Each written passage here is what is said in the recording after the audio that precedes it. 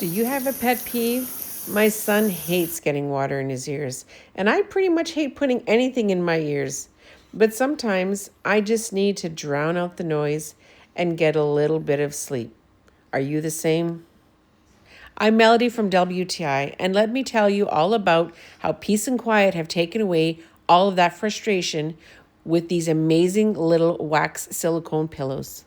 These are so easy to use. I like taking one wax pillow, dividing it into two, and then rolling it up in my hands, warming it up so they are so easy to fit right into my ear.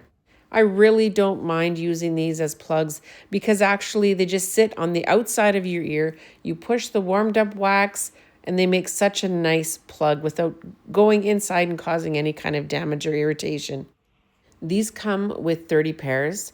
I divide those each into two. That's 60 pairs. I don't need that many at one time. So I love the fact that it's got a little carrying case that I can grab a couple with me wherever I go. And with this clip, I'm never going to lose them.